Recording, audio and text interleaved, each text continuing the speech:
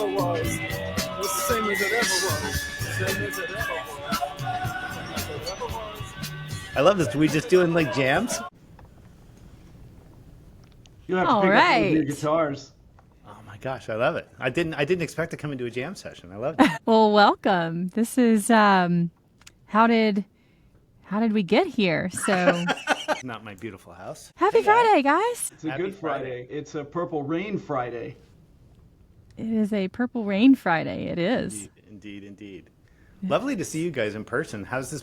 How many of these have you guys done? You are a number one. Really? Yeah. I heard new podcasts. I didn't realize I was number one. Well, we have 3 or 4 other people lined up, Jess. We do have them lined up. You just ended up being the first you reporter. and 2 other people were our prime targets to start. agreed. Yes. And all of you are scheduled. It's just a question of when.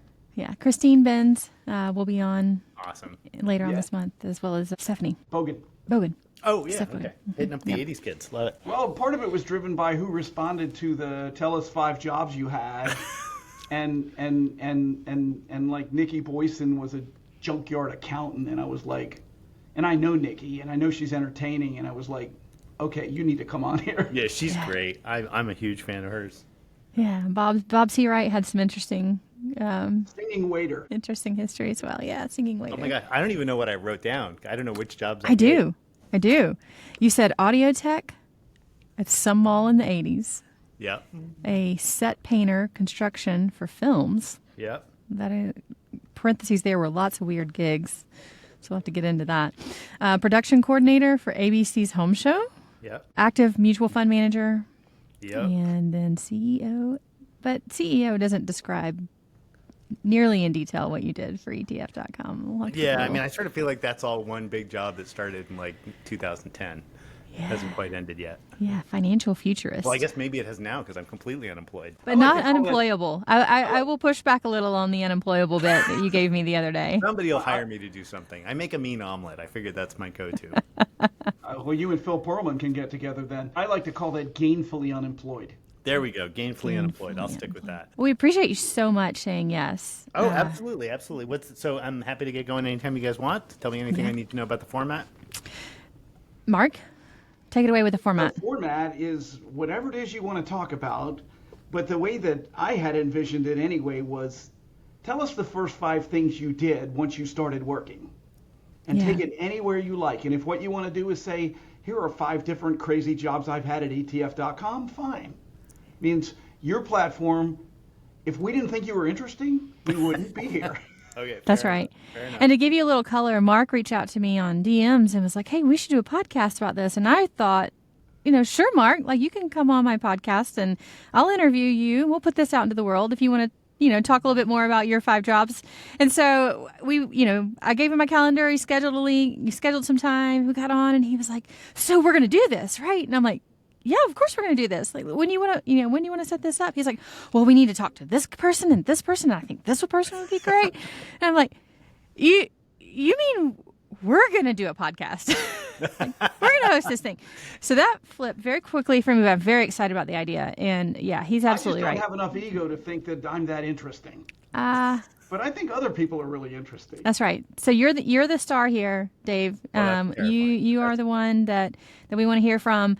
We'll ask questions and ask for more color and more clarification. Yeah, please interrupt places, a lot. Interrupt a lot. But you start wherever you want to on your career path. I would love to know what kind of built you up to that first job and where you found yourself in that first career or first job that kind of puts a dot on the map for Dave and who he is. Are we starting now? Or we are starting. We are already recording. I didn't know whether you had like shtick you needed to do ahead of time. Yeah, we got that covered. We got that pre-recorded, so we'll just dive right in, Dave.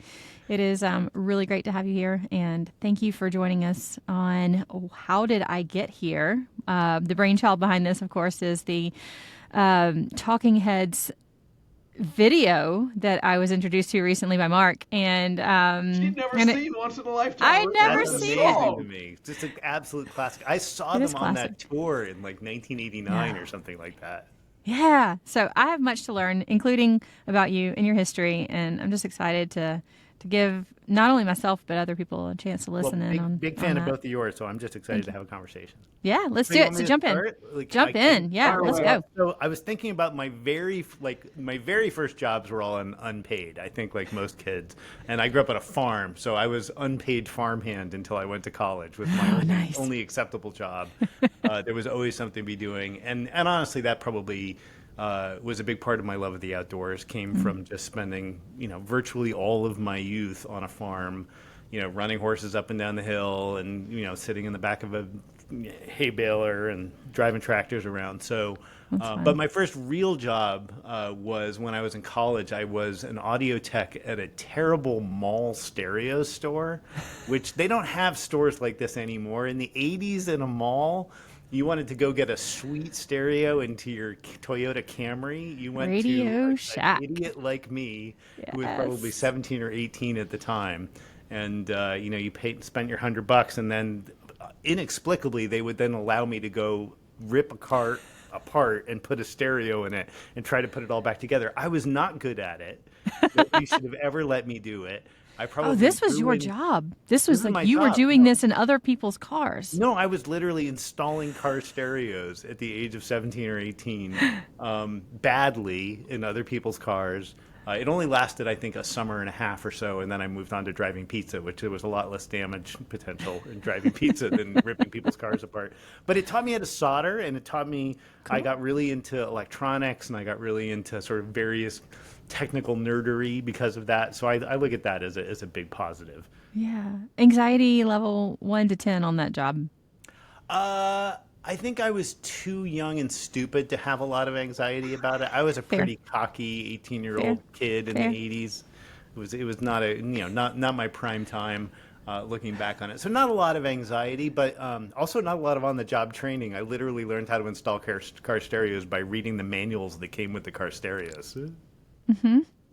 So experimenting on clients, always an interesting thing.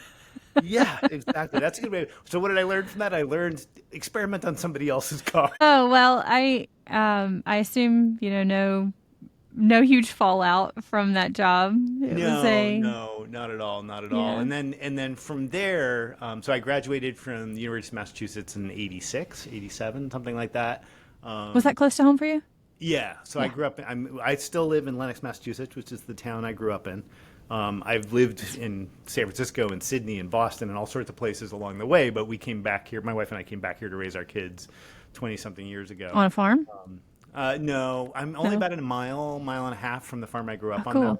Cool. I'm actually much more in the woods than the farm was. The farm was sort of right in the middle of everything. So now I can just walk outside my front door and walk for a couple miles and not see anybody, which is sort of how I prefer it. Yeah, nice. But so when I graduated from UMass, then I went to Hollywood, where I was going to go write the Great American Screenplay. I was a creative writing major in undergraduate. But I went to Hollywood and slept on my sister's floor, who was doing something there. And Already in Hollywood? Yeah. I'm sorry, what? She was already in Hollywood. She was already in Hollywood. She's 4 Okay. years older than me. Okay, And she managed to, friend of a friend hook me up on, day crews, just working on sets, because I'm growing up on a farm. You learn how to swing a hammer reasonably well. And so I worked on a lot of B-movie sets in, 87, 88, which was a lot of fun, a lot of, late nights working on horror films. Had absolutely no idea what I was doing there either. But, the great thing about Hollywood is, much like the ETF industry, everybody was making it up as they went along. Yeah. There's no playbook on how you make a $10,000 B-movie slasher at 3 o'clock in the morning in Alameda without a permit. So you figure it out, Wow, and so that was sort of my second real job in Hollywood, and eventually, the people just found out that I was reasonably competent and techie, and so I ended up getting pulled into a live daily TV show called Home, which was a 90 minutes every day, 5 days a week home improvement show on ABC.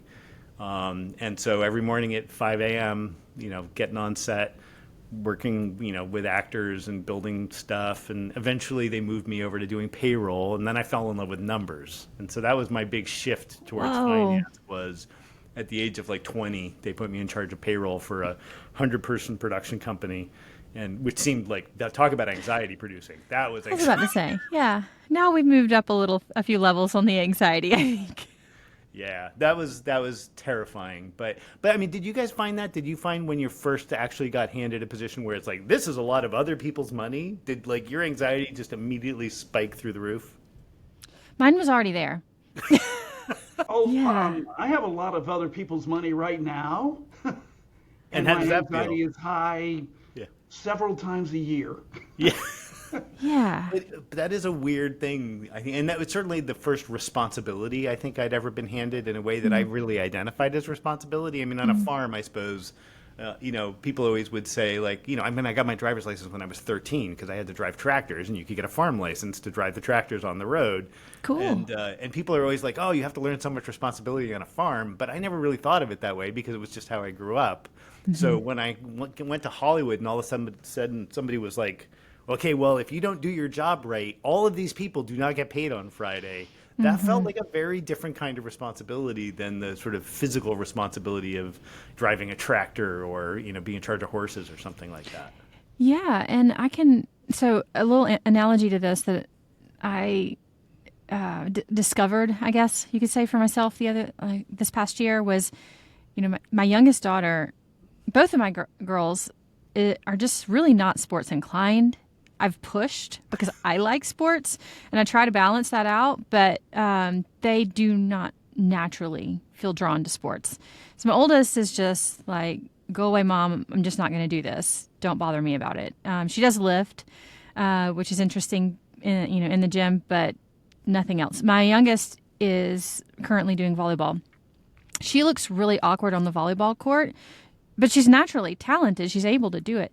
But where she looks absolutely at home is in the CrossFit gym, in the gym. Like, it is native to her. I can sign her up for a CrossFit competition tomorrow, and she will show up and crush it without any hesitation. Like, she might be a little mad at me for doing that to her. She'll be sore afterwards, but in the moment of it, like, she just takes on this confidence. And it occurred to me, like, part of the reason that she does that is because it is my space, and I've created some cover for her, some security for her, some safety, from some, like, a lot of knownness for her in that area. And I think, to your point, like with the farm, like that was covered for you. Yeah. Like, that was knownness. There's nothing about that seemed uncertain. There was nothing about that seemed like you didn't know how to navigate your way through that. But that first job that you get where you're like, oh crap. Like, I'm responsible for a lot of things. And also I don't know this natively. This doesn't feel like I can map out the next few steps for myself. That's a different landscape. To me, that's also what's exciting, right? So I get Can bored be, yes. really easily. And so, the honest truth is, if I look back over my entire career, I think the longest job I ever actually held was Director of Research for ETF.com, which I think was my title from 2008 to 2016 or something like that. And that may be the longest I've ever held down a single title. I've been bought and sold and, gotten rolled up in things before. But, like, I want that feeling of not knowing. The feeling of not knowing is what's really interesting. And that's actually what drove me to sort of leave the dream of becoming a Hollywood writer. I mean, A, I wasn't good, but B, also, I didn't understand money at all. And I grew up quite poor, so, like, I never have examples around how money worked. But when, like, handed this payroll, which I remember, like, at one point, like, it was like $100,000, which seemed like an infinite amount of money in 1987. Yeah. And like, it was my responsibility to make sure all those checks got paid. And I was like, I don't have any idea how any of this works. None. And I'm the one running the payroll system. And so I just got more and more into being an autistic, I went down the rabbit hole on that and I came out 3 years later with an MBA because I just had to learn how all the money stuff worked. So I after a year of doing that, I realized I just wanted to know more and started applying to B school. Got What it. was So life? there's your B school application. I'm interested in going to B school because I want to get better at payroll. I'm sure I wrote something a little bit more interesting than that. I'm a reasonably good writer, so I'm sure I flowered it up a little bit. You're actually a very good writer. Yes. And if I can relate any analogy, my first professional job was with what's now known as Accenture. Oh, yeah. So, big technology consulting firm. At the time, it was about 2,500 people. When I left at IPO, it was over 100,000. But I remember the first large-scale enterprise software implementation we did, and it was at Dominion Virginia Power here in Richmond. And the software we were rolling out affected the jobs of 1,700 people. So if it didn't work, the 1,700 guys, and they were all guys at that point in time, who maintain all the power system connections to individual residences and businesses, couldn't do their jobs. Yeah, no pressure. If you No think pressure I at all. slept the night before that rollout, you are completely wrong. Yeah. Yeah. No, losing, like, I don't think I actually learned that lesson until I actually lost a lot of money, though. Right. Because Well, of course, the losing- software didn't work the very first day. It just didn't work. That's There how you go. So software goes. that's when that anxiety turns And we to did actual 48 terror when you hours, and I remember the problem. Somebody had left a period out. This is, if you know technology, is COBOL, the COBOL programming language. learn. Oh yeah. Somebody left and this is before we had these sophisticated tools that fix this stuff. Somebody left a period off the end of one sentence in a 40,000 line program. Yep. I spent an entire night, literally overnight, line by line going through the compiler of that application to find it. And in the meantime, we had to roll the original software back in, roll the original processes and procedures back in, and start all over again a day later.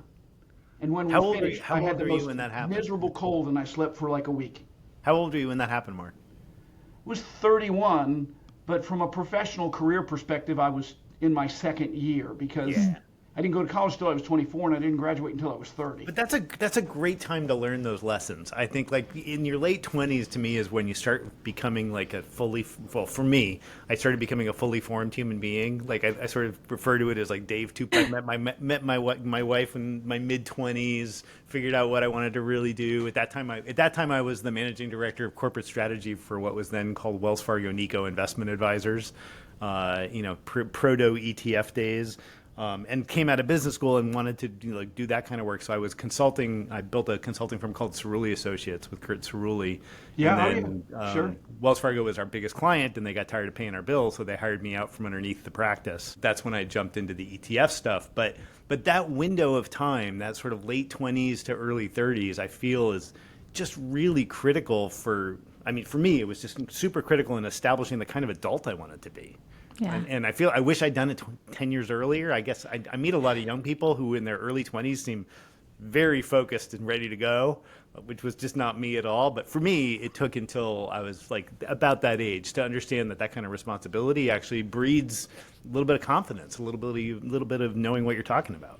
I hear that, and maybe it's just because I had an alternative career path. Those people, those 22-year-olds that do a year on Wall Street and go to business school and come out at $200,000 a year, to me are the people that at 40 have a huge midlife crisis, divorce their spouse, go buy a Ferrari, and have a miserable life for 10 years until they figure out that what they, needed to revert to something much simpler. But that's just me.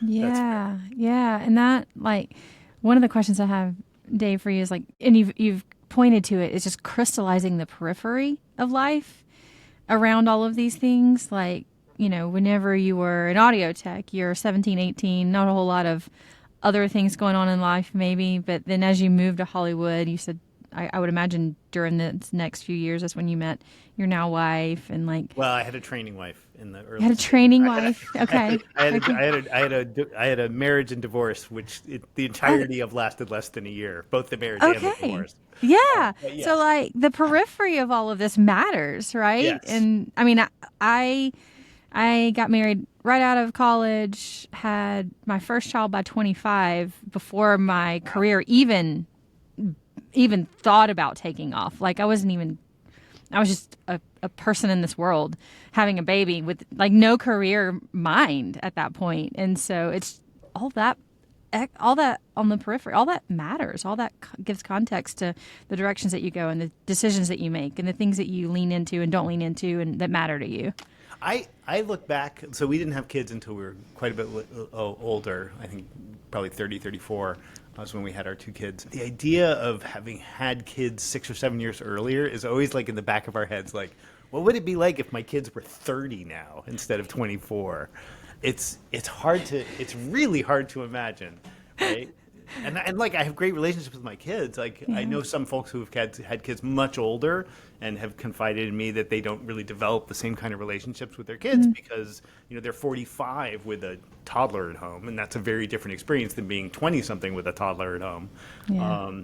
So I feel like I managed to avoid that. But that question of like when you take that mental break, and I think it is a mental break to have kids, certainly changed everything about my psychological makeup and all of my relationships. Sometimes I wish I'd done it a little bit earlier. Maybe I would have had a little more resilience. Ugh. I don't know. I'm on the other side of that coin earlier, and I would not have. I wish I'd done it later. So I think there's later. Okay, I do. Well, maybe the grass is always greener. I do. Grass is always greener. And then Mark, it sounds like you were a few years, maybe even more. I got married when I was 28. Okay. Actually, had a training run of a different nature. I dated somebody for 7 years, and then when we finally lived in the same town, I got drop kicked to the curb. And then, and after swearing that I would never get married and never had children, my wife and I got engaged during our 3rd week of dating. We were married 11 months to the day after our first date. Love it. And then I was never going to have children after that. I violated the never going to get married thing. It's a longer story, but between my two parents, there were 7 divorces. And then when I was 34, my wife got pregnant, and I was like, and I knew it was important to her, and I was like, okay, you have a choice to make here. You can say no and probably blow your marriage up, or you can say yes and deal with it. And so I said yes and dealt with it. And 32 years later, I would tell you it was the smartest thing I ever did. Yeah. I was a reluctant dad myself. Yeah. It was definitely planned. But I was 30, 31, something like that when we had our first, and I was not sure about it. And then shortly after that, it was 9/11 and the dot-com crash. So it was a rough time to be raising kids. I was about to say, career-wise, where does that land for you? Whenever. So I left BGI, what had become BGI. So I was there through the sale of Wells Fargo Nico to Barclays to form BGI. And then did some work on the ETF platform, and then punched out when Lee Cranefist came in to run the iShares business largely, and a whole team of us went on to do other things. I went on to go run a small fund called Open Fund, which was an actively managed mutual fund, which did brilliantly well in 1999 and tanked like a submarine in 2000. And then for reasons undisclosed, or would you like to? The markets were pretty. I was an IPO heavy tech investor. So in '99, I think we were up 165%. In 2000, I think we were down 80 something. So we gave it all back. Yeah. And then 9/11 happened, and we all went bankrupt. So I took a couple of years off. So we had when 9/11 happened, I had a 1-year-old daughter. And had just folded my business, and we were pretty much destitute, and so we moved back out here to the country where we live now. My wife went to work for the post office, and I started consulting, doing anything I could. So I pretty much didn't have a steady job for about 4 or 5 years there, and just wrote and spent time in the woods and built houses mostly with my hands. Anxiety level.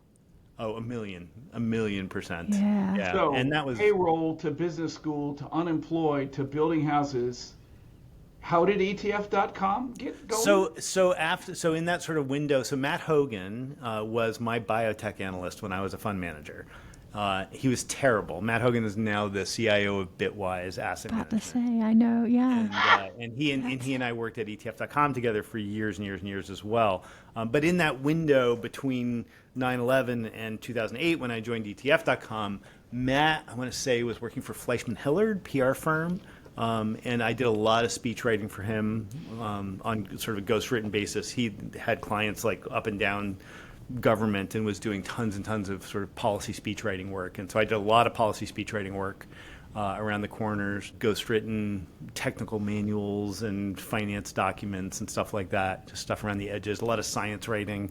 Again, almost all of it not bylined for like the National Institutes of Health and places like that. So had just sort of scrambled to keep it all together for 5 or 6 years, and then right around in there was when ETF.com was starting to become a thing.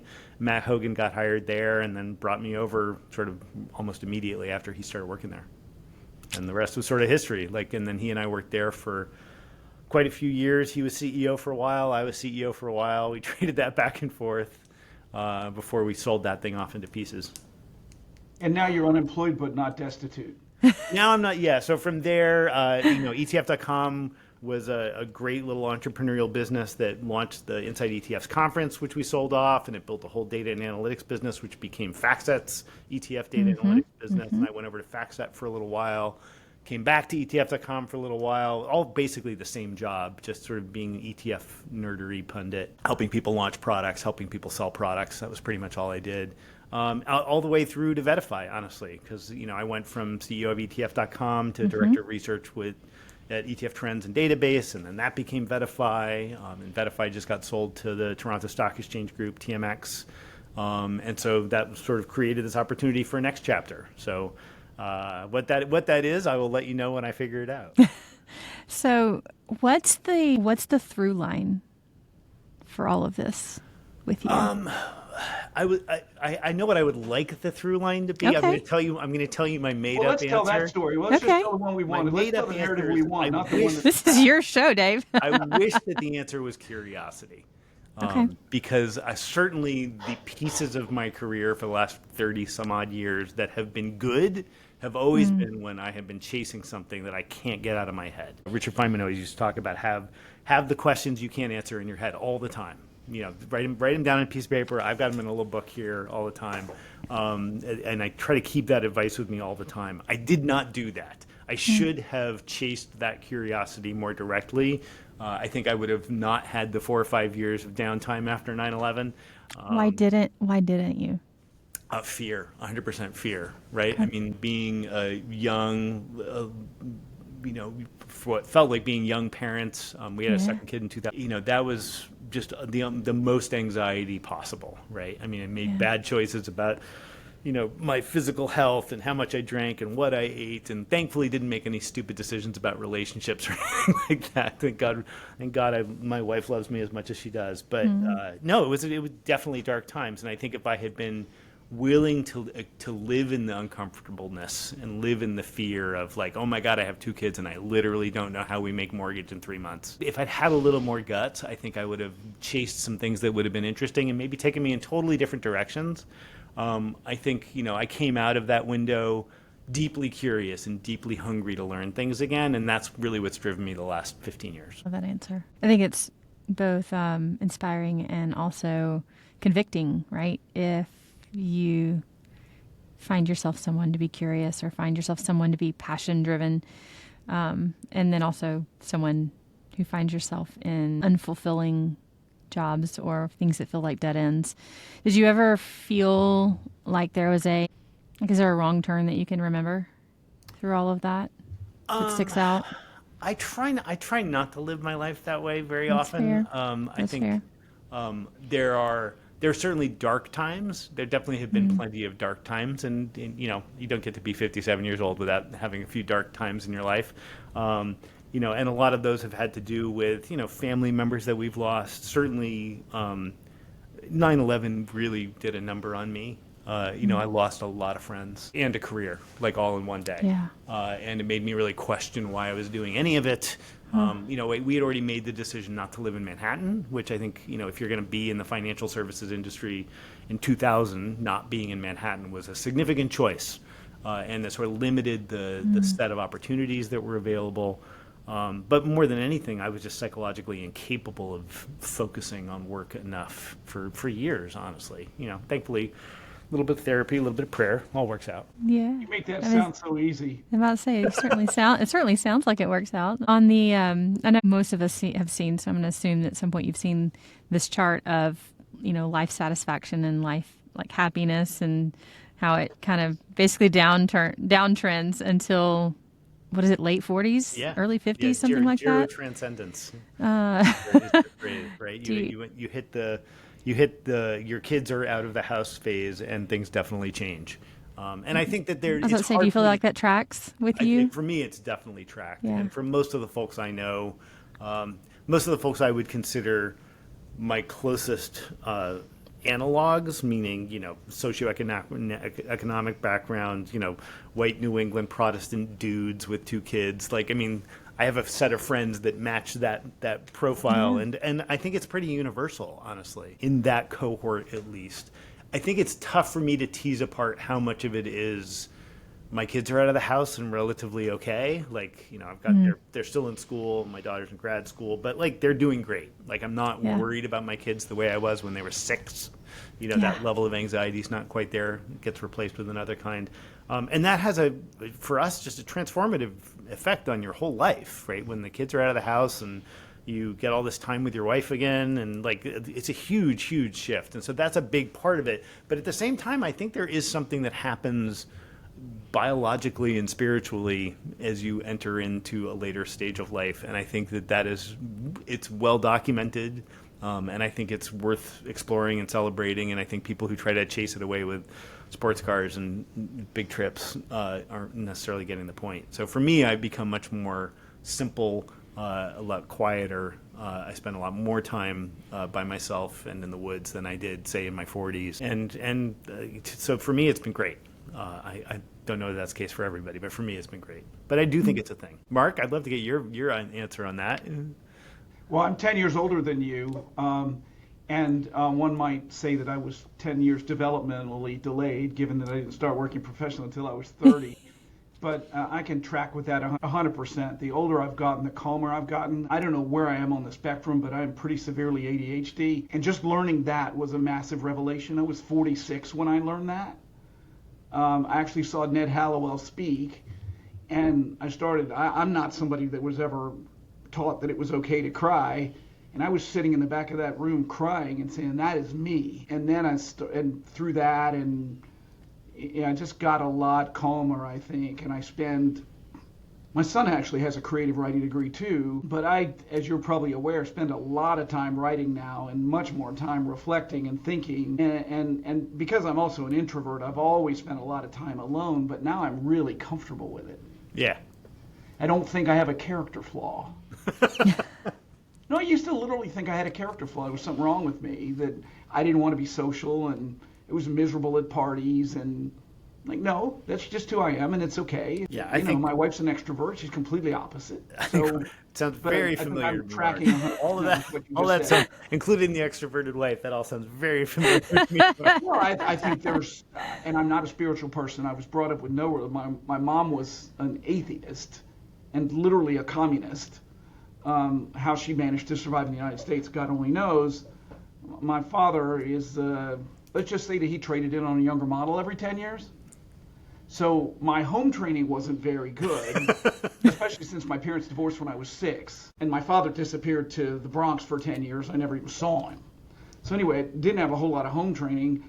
I just thought I had a character flaw. But I ended up marrying somebody completely opposite in behavior set. And that has turned out completely unintentionally to be a very, very good thing. But the biggest thing was, being mid-40s and starting to learn more about myself. I mean, I had a really good run at Accenture, very successful, was getting ready to become a full partner in the firm, and I quit because part of that revelation was this is the wrong place for me to be.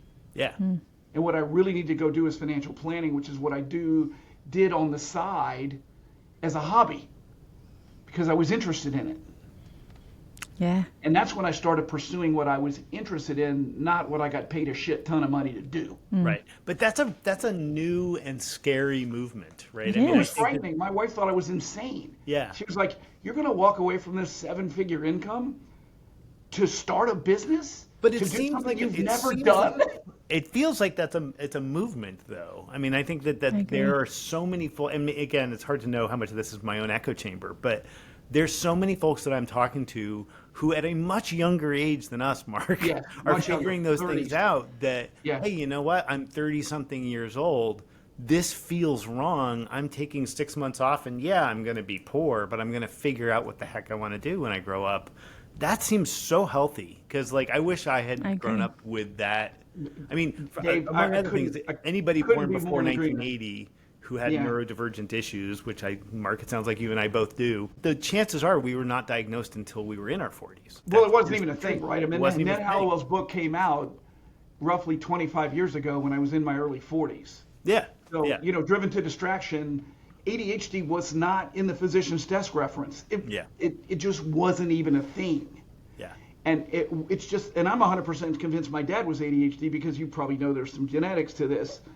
And But in any case, just that realization that you're normal, you're just different normal. Yeah.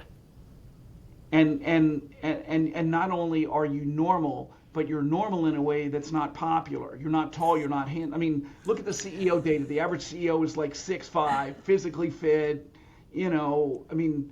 You're not the Bachelor, Mark. I didn't have any of that. Is that what you're saying? Is that what we're trying to say here? Oh, hell, I was 5 feet tall and 80 pounds when I graduated the year I graduated from high school. I mean, come on. But my whole point is you learn what your normal is, and it's okay. And once you get comfortable with that, and it feels like, Dave, that people are getting comfortable earlier than that. And more comfortable talking about it, which to me is the big one, right? So I have a client that just went off and became an airline pilot. I mean, he was making mid-5 figures as a consultant, and over a period of 3 or 4 years, he's much younger than me, 20 plus years younger, he was like, I really want to be a pilot. And that's what we worked on with him, right? Was figuring out how to set aside enough money to go get his pilot's license, and now he's flying commercial jets. That's awesome. Yeah. And that's, I'm a big fan of Paul Millard, who has a book called The Pathless Path, sort of on the social, he's big on Twitter.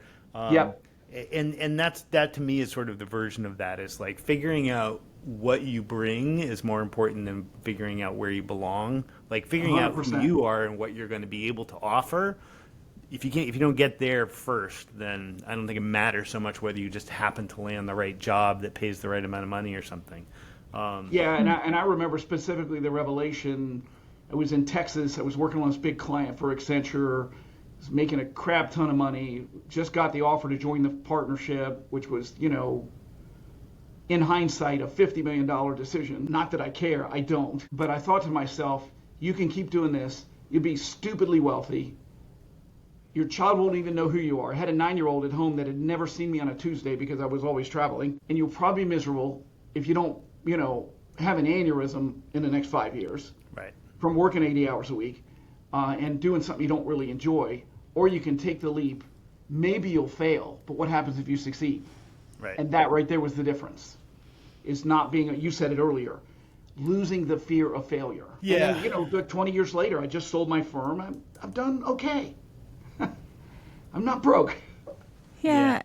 One question that makes me curious about too is like identifying not just the through line, but also the jump point.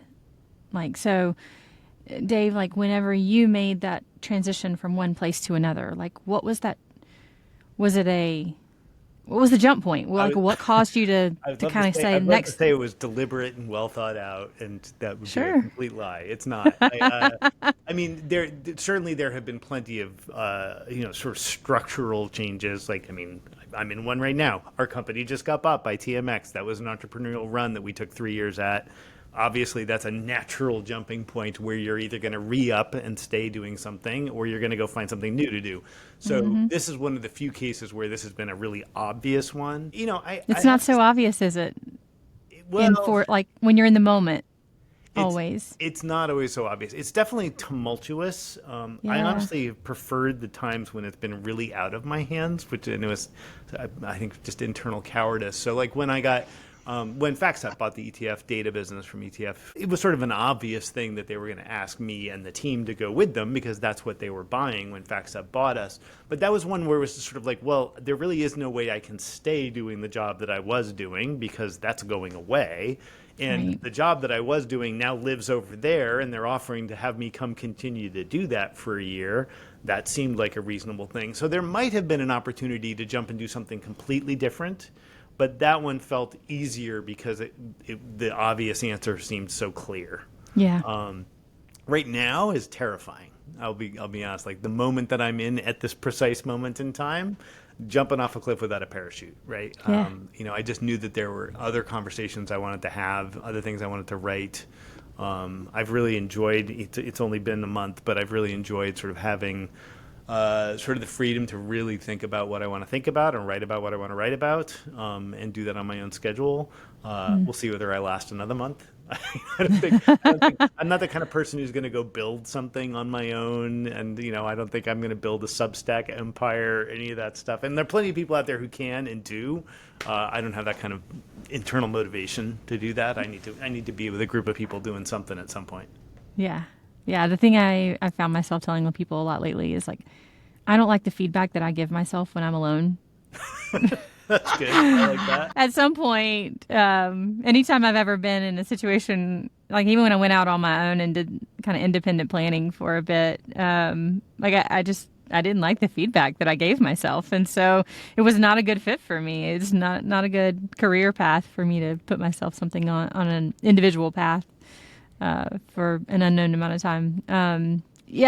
I think that also for me, like a lot of times when I look around right now, my generation and younger, the jump point for a lot of people seems to be money related. Yeah, for sure. Right. I mean, and that absolutely makes sense. And I've been very privileged to have just managed to squeak out, getting my kids to college and stuff like that. So, I have not felt that like, oh my God, I have to make a jump or I will never be able to buy a house. And my kids are now getting to the point where they're starting, like my daughter's 24, right? So she's now thinking, okay, over the next 10 years, where do I want to be? What's it going to take? What kind of job do I need to get that kind of money? Do I want to buy a house? How expensive it is it to have kids? Yes, and all those things compete so much against this original idea that you said, which you wish your through line would have been like following the curiosity, right? But like all those other things are so very much competing with this idea of following our passions and our curiosity and like who in essence we feel like we are. How do you sort that out? Yeah, I mean, I don't know. You tell me. I don't have it figured out. I think the reality is, I have definitely made lots of career choices and not so much career choices, but chosen to do certain kinds of work because it was profitable. Like, I'm not going to try to claim otherwise. I think as time passes, I think I'm making that choice less and less, but I'm also privileged to not have to the same extent I did. In 2002, my wife was making minimum wage at the post office, and I was trying to flip a house by like literally roofing it myself. Like, I mean, those are very different kinds of decision points, in terms of like where money matters, right? If you dangled $100,000 in front of me then, I would have jumped off the roof to grab it. Yeah.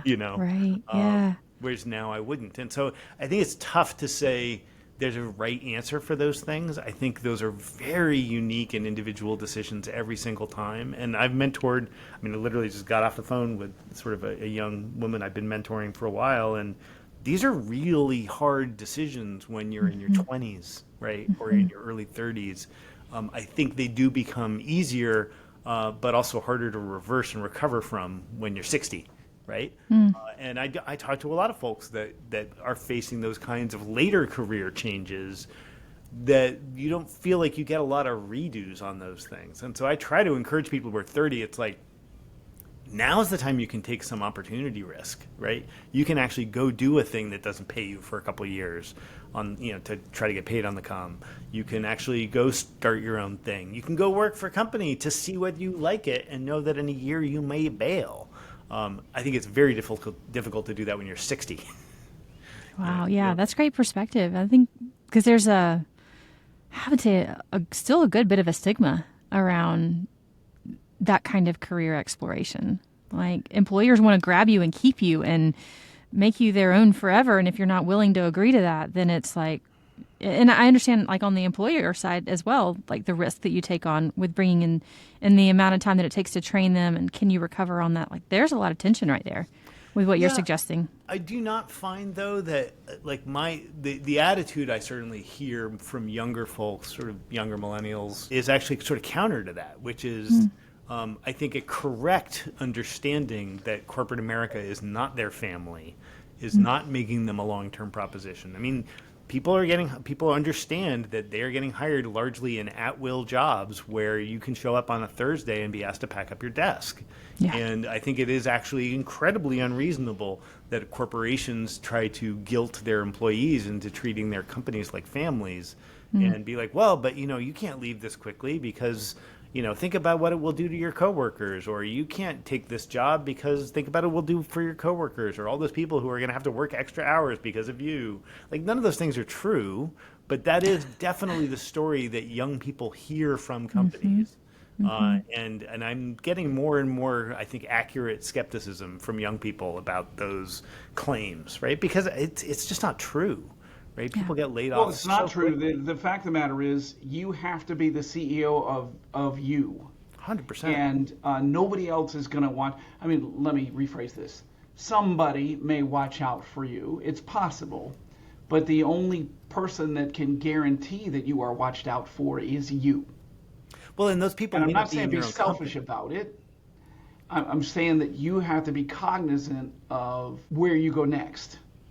Yeah, absolutely, and recognize that that's your volition to make those types of decisions, and to the extent that, like, the most successful young folks I know in the industry are the ones that have built really solid networks of sort of colleagues and mentors that have Yeah. nothing to do with where their current employment is. In fact, it's Right. almost always better when it's not their current employer.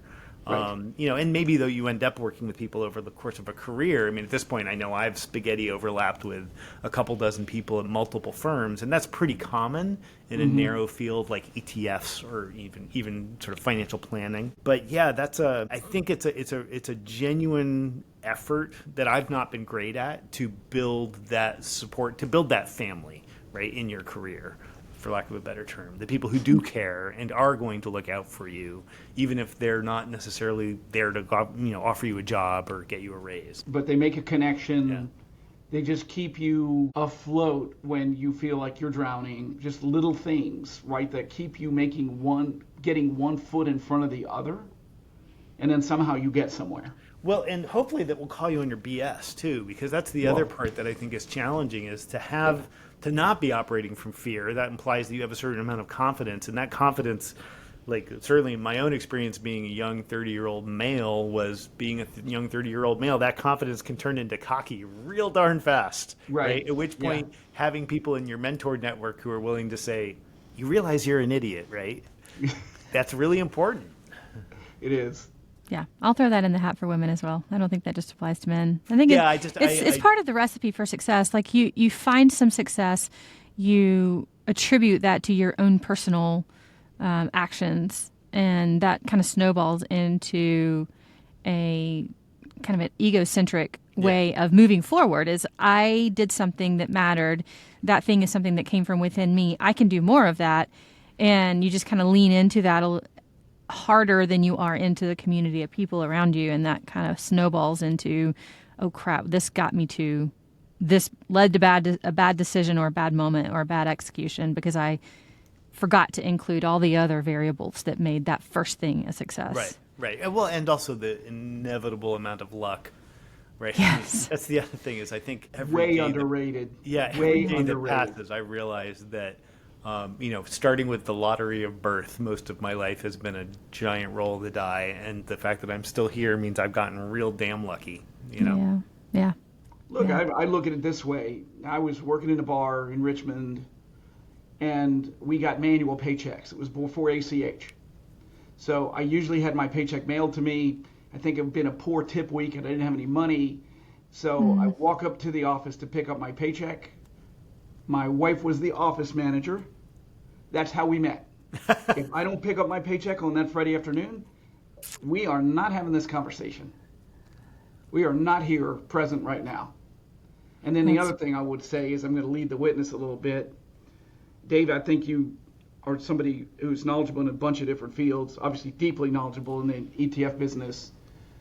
But don't you feel like the more that you know, the more you realize you just don't know anything at all? For sure. But I think that's the universal sign of growing old, right? I mean, I think every day I don't know is my favorite sentence, and like Matt Levine ends up being one of my favorite writers at Bloomberg because he so frequently says, does this mean that this is going to happen? I don't know! Exclamation point. And he always, like, I've just known him so long, I can hear him saying it in my head. It's like, I don't know! And he's like always happy to be able to say, I don't know, right? Because if you really can say you don't know something, it means you asked really good questions, and that's usually how something interesting happens. So I'm right there with you. I think to me, the tragedy of growing older is the recognition of how much time I'm not going to have to learn more shit. Pardon my French. It's just like Yeah, there's no, I only get it. so many books. Like my friend Barry gave me this one. It's like, you realize you're only going to read another 1,000 books before you die. And I'm like, screw you, Barry. Right here on my desk are 1, 2, 3, 4, 5, 6, 7, 8, 9, 10, 11 books. I have another 10 on the nightstand at home.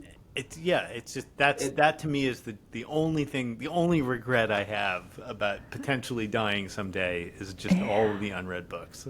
Well, that's all the books. That's the arc, though, I think, of careers is like you start off with what seems like an unlimited range of possibilities with your life, right? I could do anything. From this point forward, graduating high school, graduating college, whatever it is, like I have an unlimited amount of possibilities. And then at some point in time, I really haven't identified this age yet. Mark, hopefully you and I can do this on this podcast. It's pinpoint an age where you start to realize that I can only do, like it's a constriction. Like you move from this expansion to this constriction of ideas and possibilities and careers that you could include in your life from this point forward. Like at this point, I hate to say that it's not possible because I'm sure that it is, but it would be rather difficult for me to become a physician now.